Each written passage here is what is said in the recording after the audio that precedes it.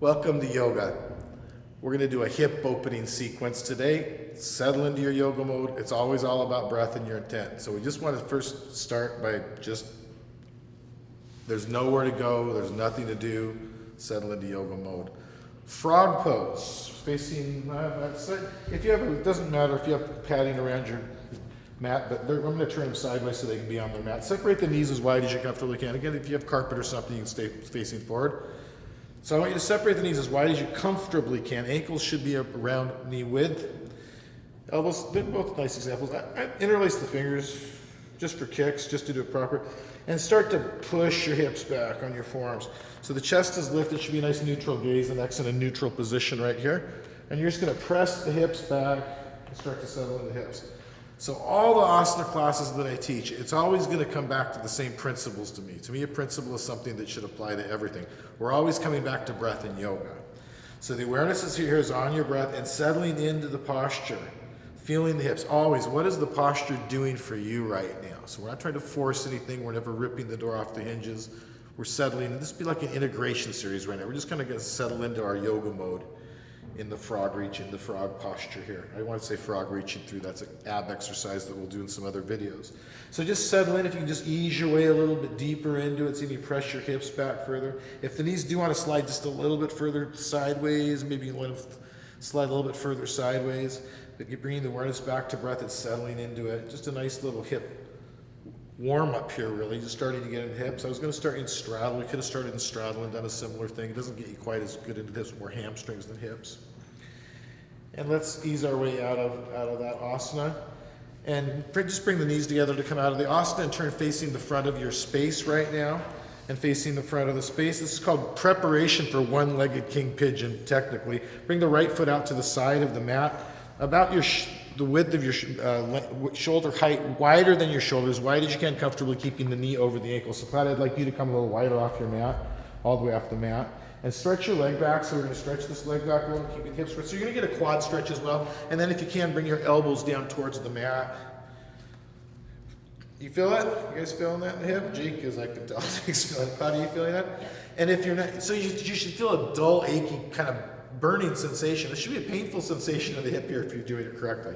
If you're not feeling that, sometimes working the foot out a little wider, getting the knee over the ankle joint, that stack is really important. Sometimes the knee can come out a little bit. And pushing the heel into the floor as you press down towards the floor can really start to bring it into the hip a little bit more. Again, we're looking for this kind of dull, achy, painful sensation in the hip. It's a good feeling. Embrace the feeling. It means that you're really in that big ball and socket joint and you're creating space right now. That's what we're trying to do today, is create a little bit of space through the hip. And come back up. And you can hold it a lot longer than that if you wanted to. Bring the foot across the body for half pigeon or one-legged king pigeon. Try to keep the knee high. Ideally, your foot is under the shoulder, not back towards your hip. I don't care how close the hips come to the ground. So Claudia's out of alignment here.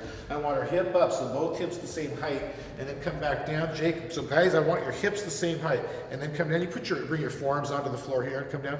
When I do this, I'll kind of lift my chest up like an up dog and push my hip down towards the floor, both hips to the floor. Let's do that, guys. Inhale, lift your chest up like an up dog and look and push the hip down to the floor here. And exhale, come down forward and bring your forearms down. Bring your forearms down onto the ground. There we go. This is correct. Okay, Cloud's got some tight hips. This is exactly what I want right here. I don't want the left hip down and the right hip up with a sense of false flexibility. Ideally, I want the foot under the shoulder. Jake's got knee stuff. Jake's got a lot of muscle in his body. He's tight in his knees and hips, his joints. So this is correct for Jake. Are you feeling in the hip? Dull, achy, painful sensation. That's what we want. Cloud, are you feeling that in your hip? So these are two nice examples in different bodies in this posture. I'm going to be repetitive. This is ideal, the foot more under the shoulder than down towards the hip, but I would be probably about halfway between where these two are right now if I were doing this with them. I'm not going to be able to get here, it's too much on my knee joint. And since we're not going to hold these stretches a horribly long amount of time right now, let's go ahead and come out of this posture also right now and just come on, press back up. And for kicks, just hands and knees position. Let's just come to hands and knees position. And same thing on the other side. Step your left foot up for preparation for one-legged king pigeon. And again, I encourage you to make a wide stance here. Sometimes when I have people with flexible hips not feel this, they haven't made a wide enough stance. They haven't stacked the knee joint really nicely over the ankle. And then stretch back and bring the elbows down on the ground. If you can come all the way down. Cloud, are you feeling this? I can't tell by looking at you. Okay. So this is what we want. So again, if you're feeling it, you're doing it right. If you're feeling this, that dull, deep, it's a deep, achy sensation that you should be feeling in your hip joint right here. If you feel it, you're doing it. Breathe into it. And we're going to come back into that sensation of just kind of settling for a moment into a posture. And this, I love the word moment. It's an unspecified period of time. I mean, this could just be several breaths, really settling into the several breaths, settling into the moment of those several breaths. Or you can hold this for, 5-10 minutes, something like that, if you really wanted a big hip opener. It is possible to overstretch also, so listen to your body. I have done it before. I've stayed in stretches too long, so we never want to do damage. And release the posture, come back up. Now, let's try to keep the knee basically where it is and bring the foot across the body. Jake's got a little cleaner transition this time. Ideally, again, foot high, but Jake's going to listen to his knee here. Is that why you're doing it, because of your knee? Like I said, Jake's going to listen to his knee. I already know that. I've been teaching him since he was a tadpole, I think, something like that. That's true. What were you, Jake, 12? Is that accurate? I think Jake was 12 when he started studying yoga with me. So come on down. Again, Cloud's got some tight hips. She's had knee surgery, recent knee surgery. Are you being careful with your knee, please? So she's being careful. And I like this, that she's tight here. I like that she's tight and she's listening to her body, because it's a really nice example. I mean, if you get somebody that's all Gumby through the hips and can just sit down into the posture and not feel it, you're not going to learn anything from watching this video. This is technically correct. Hip alignment, you can drop in the hip a little bit low here. Hip alignment, I don't want you to force anything. Again, I'm concerned about her knee. I don't want her to blow her knee out in this posture. Jake's again got his foot back. Can you work your foot up a little bit higher without hurting yourself? I'm going to encourage you just to work it up a little higher. But again, do no harm is rule number one. And just take a few breaths into this posture. Really squaring the shoulders. Boy, you're a lot tighter on this side. Are you feeling that in your knee? Okay, I don't want you to feel it in your knee. So again, we don't want any discomfort in the knee here, guys. It's a really big deal. And let's work your way back up from here. And just come to hands and knees position. And roll over onto your back. Just flip over onto your back here. And from here, just take a moment from here. Just heavy in the floor. Going to your breath. So this is really a big deal. We're never in a hurry. Heavy in the breath, heavy in the mat. Bend your right knee into your chest. If you can hook the big toe with your first two fingers, hook the big toe of your right hand, hook the big toe. If not, interlace around as high as you can on the leg. And we'll just stay here for a few breaths. And again, a few doesn't mean 2 or 3 to me. Pull it up a little bit higher. If you can get a nice hamstring stretch here, get a hamstring stretch. If you have to have your knee soft, that's all right. So this is where are you feeling your benefit here? It's not what is the posture supposed to look like. It's not trying to match it to what Cloudy or Jake look like, or I would look different than either one of these postures right now if I were doing this. It's about you feeling these postures in your body. Always, what is the posture doing for you? What is the posture doing for you? And I do like the hand on the hip here, the way Cloud has her hand on the hip. And bring it down to the side, bring it out to the side. Nope, I didn't tell you to do that. I didn't say Simon says. And let's roll your hip down. So I'd rather have your leg up and your hip down. Yep. Can you roll your hip down? This way? No? Okay, all right. Okay. That's it. That's what I want then. That's what I want. A nice opener here. So we talked about using a strap in this class. When we used to teach this sequence in our yoga studio, we did let people use yoga straps. I'm not a big fan of props. For these postures, though, they can work really well. It's not really our brand in these videos that we're doing right now, is why I chose not to do this with a strap today. But this is a posture you can easily use a strap with if your flexibility doesn't allow you to do this. And come back to center. And bring the leg across the body to the other side. Now we're going to stack the joint. Now we do want the right hip to come up off the ground, stacking the joint. Bring it down. Yeah, bring it down. Rotated hand and foot, basically. Yep. Reaching, looking over the right shoulder. Perfect. So the tip of the thumb, gaze. I like active hand. Anytime we're doing anything where the hands can be active, let's create some space. Triangle pose is a good example. Spread your fingers. Get that space going through your wrist, through your shoulder. Nice examples. Nice and straight. So try to maintain that Tadasana through the torso. So Jake, I want you to reach towards my ankle here and square your shoulders off. So I want you to bring your foot up a little higher. Can you pull your foot up higher and reach? There you go. Just square your torso up. Maintaining the Tadasana. We're looking to maintain the Tadasana. Is the little correction I just gave Jake. So again, I'm not going to hold these postures for a horribly long time here. We could stay in these postures a long time, probably 5, maybe 10 minutes, some of these postures. We're going to more go through a sequence today that you could do on your own. And bring it back up to a center position. And bring your hand behind, interlace the fingers as high as you can on the back of the leg, straight leg, and pull your forehead to your knee. So it's not pulling your knee to your forehead, it's pulling your forehead to your knee, but I want you really to bring your body. You're gonna pull your body up with your biceps. So pull the leg up, so the trick is pull the leg as far as you can, and then you are gonna pull your body up to the leg. The biceps are gonna pull the body up to the leg, and try to actually make that contact right now, engaging your core strength. Breathe it out, try to make that contact. Nothing easy about this one. Elbows in, thank you. And release, bend the knee and bring the knee into the armpit basically. Stack the foot over the knee joint and pull the knee down towards the floor. This is a painful one for me. Do you feel it? Do you both feel it? So again, we want that, Jake feels it, he's rolling his eyes. So again, we want that dull, deep, painful sensation.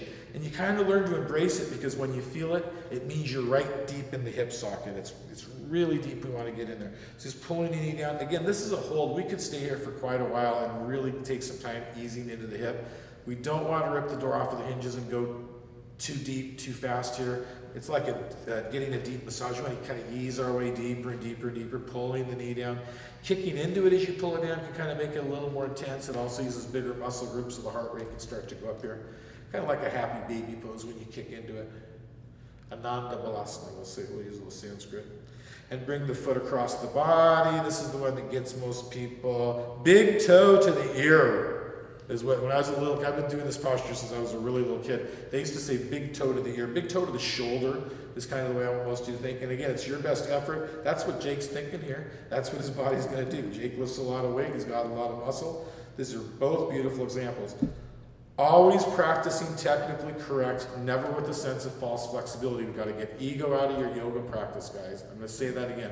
Always technically correct, listening to your body. What's the posture doing for you?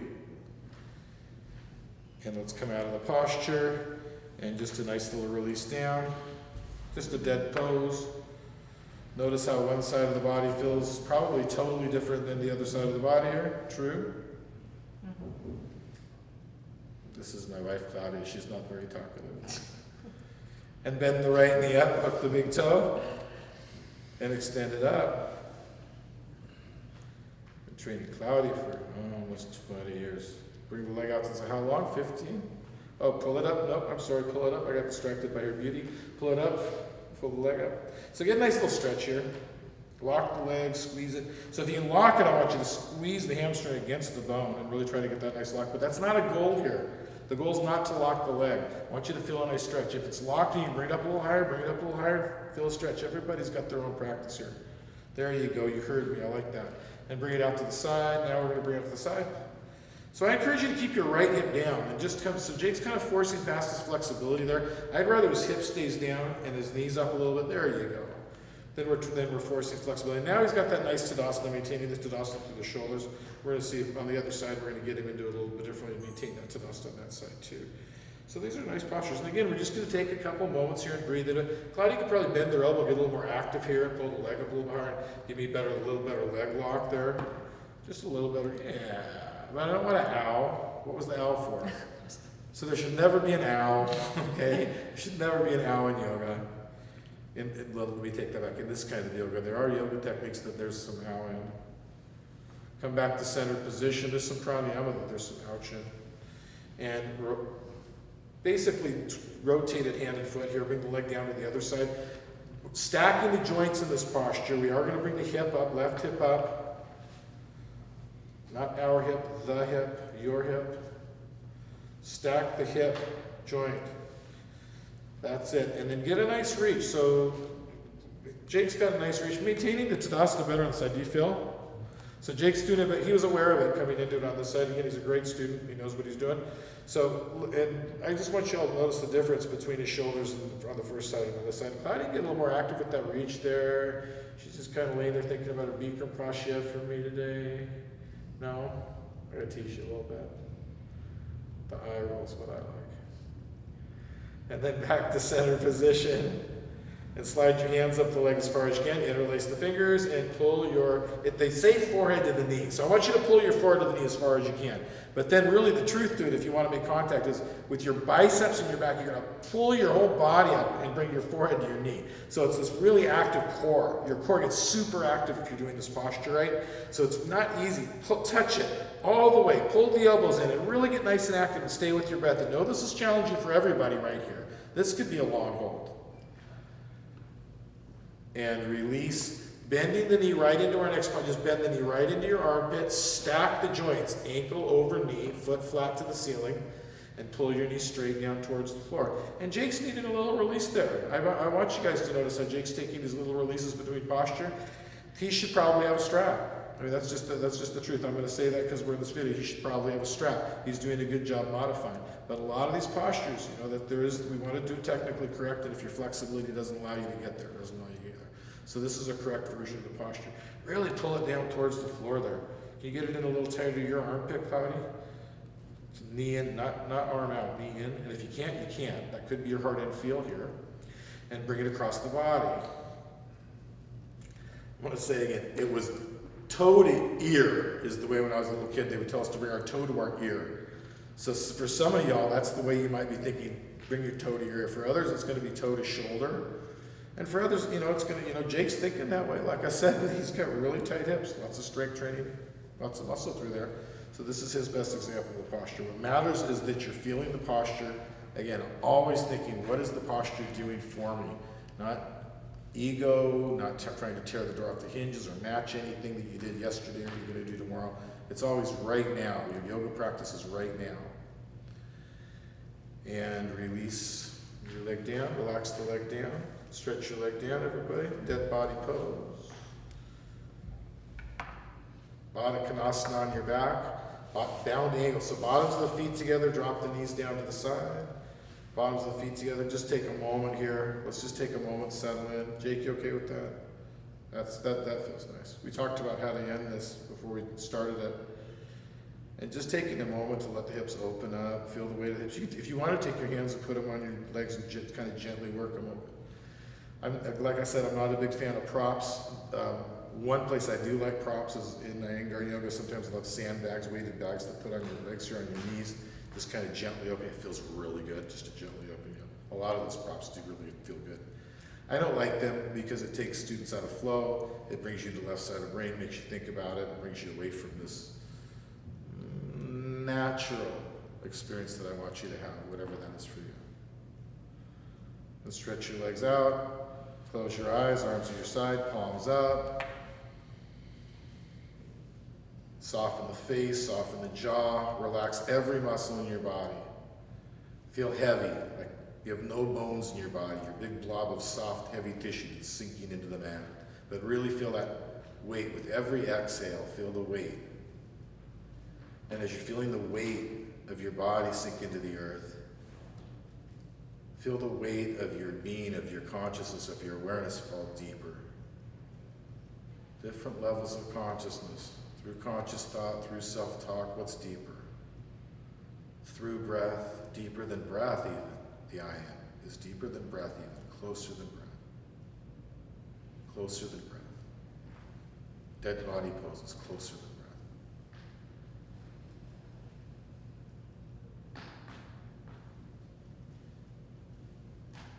breath. Namaste.